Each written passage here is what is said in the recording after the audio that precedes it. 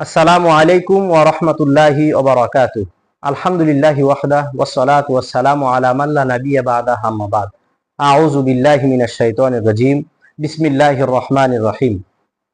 রাব্বানা ওয়াবআথ ফীহিম রাসূলাম মিনহুম ইয়াতলু আলাইহিম আয়াতিকা ওয়া ইউআল্লিমুহুমুল কিতাবা ওয়াল হিকমাতা ওয়া ইউযাক্কিহিম ইন্নাকা আনতাল আজিজুল হাকীম। সমস্ত প্রশংসা মহান আল্লাহ তাআলার জন্য, যিনি আমাদেরকে মেসেজ অফ ইসলাম উদ্বোধন করবার লক্ষ্যে আজকে বসার তৌফিক দান করেছেন। আলহামদুলিল্লাহ। দরুদ পেশ করছি প্রিয় নবী ও রাসূল হযরত মুহাম্মদ সাল্লাল্লাহু আলাইহি ওয়াসাল্লামের প্রতি সাল্লাল্লাহু আলাইহি ওয়াসাল্লাম। প্রিয় দর্শক মণ্ডলী, আল্লাহ সুবহানাহু ওয়া তাআলা সূরাতুল বাকারার 129 নম্বর আয়াতে বলেছেন ইব্রাহিম আলাইহিস সালামের দোয়ার কথা। ইব্রাহিম আলাইহিস সালাম তার দোয়ায় বলেছিলেন, রব্বানা, হে আমাদের প্রতিপালক, ওয়াবআথ ফীহিম রাসূলাম মিনহুম ইয়াতলু আলাইহিম আয়াতিকা, হে আল্লাহ, হে আমাদের প্রতিপালক, আপনি এমন একজন রাসূল প্রেরণ করুন যিনি তার স্বগোত্রীয় হবে, তাদের মধ্য থেকে হবে, যে আপনার আয়াতসমূহ তার জাতিকে তেলাওয়াত করে শোনাবেন। ওয়া ইউআল্লিমুহুমুল কিতাবা ওয়াল হিকমাতা, এবং কুরআন শিক্ষা দিবেন ও হাদিস। ওয়া ইউযাক্কিহিম, এবং তাদেরকে পবিত্র করবেন। ইন্নাকা আনতাল আজিজুল হাকীম, নিশ্চয় আপনি মহাপরাক্রমশালী ও মহাজ্ঞানী। এখানে রাসূলুল্লাহ সাল্লাল্লাহু আলাইহি ওয়াসাল্লামের জন্যই মূলত তিনি দোয়া করেছিলেন। তার দোয়ার বরকতি আমাদের প্রিয় রাসূল হযরত মুহাম্মদ সাল্লাল্লাহু আলাইহি ওয়াসাল্লাম। আমরা জানি রাসূলুল্লাহ সাল্লাল্লাহু আলাইহি ওয়াসাল্লাম তার উপর অর্পিত দায়িত্ব পরিপূর্ণরূপে পালন করে গেছেন।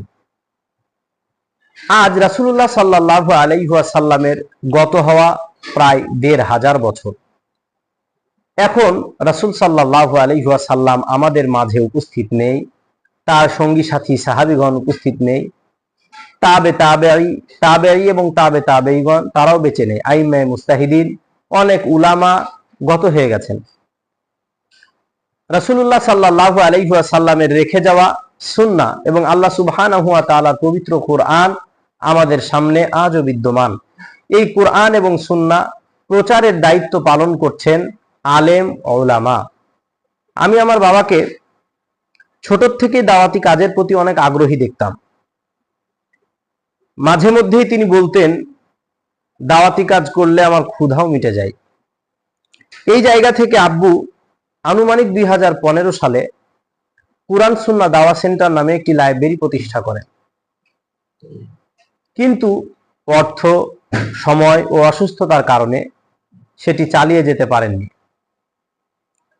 তো আব্বুর ২০১৫ সালে প্রতিষ্ঠা করা একটি লাইব্রেরি, যার সম্পূর্ণ বা পুরো উদ্দেশ্যই ছিল দাওয়াতি কাজ, সেই দাওয়াতি কাজের কথা মাথায় রেখেই আমি মেসেজ অফ ইসলাম নামে একটি প্ল্যাটফর্ম তৈরি করার ইচ্ছে করি। সেই জায়গা থেকেই গত ২ দিন আগে আমি আমার ফেসবুক পেজে একটি পোস্ট করি, যা আপনারা অনেকেই দেখেছেন।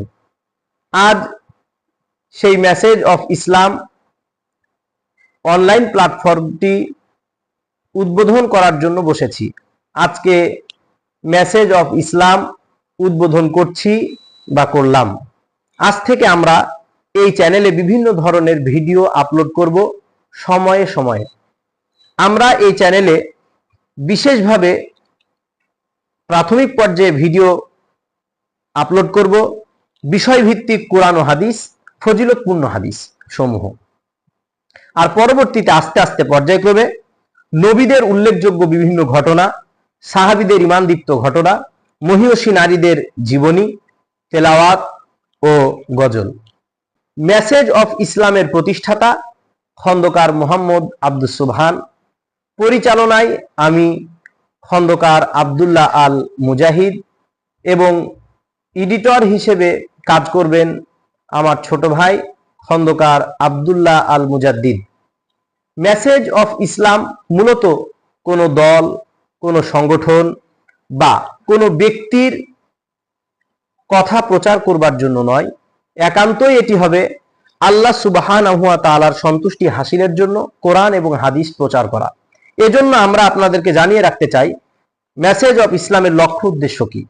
মেসেজ অফ ইসলামের লক্ষ্য উদ্দেশ্য হলো আল্লাহ সুবহানাহু ওয়া তাআলার মনোনীত দ্বীন ইসলাম সম্পর্কে মানুষকে অবহিত করার মাধ্যমে মহান আল্লাহ তাআলার প্রকৃত বান্দা হওয়ার আহ্বান করা, এটি মূলত মেসেজ অফ ইসলামের লক্ষ্য ও উদ্দেশ্য। এই লক্ষ্য ও উদ্দেশ্যকে সামনে রেখে আমরা বিভিন্ন সময়ে আপনাদের সামনে কুরআন এবং হাদিসের বিষয়ভিত্তিক আয়াত ও হাদিস উপস্থাপন করব এবং ফজিলতপূর্ণ হাদিস সমূহ সহ আপনাদের কমেন্টের আলোকে আমরা যুগ উপযোগী, সময় উপযোগী বিভিন্ন ভিডিও আপলোড করব ইনশাআল্লাহ।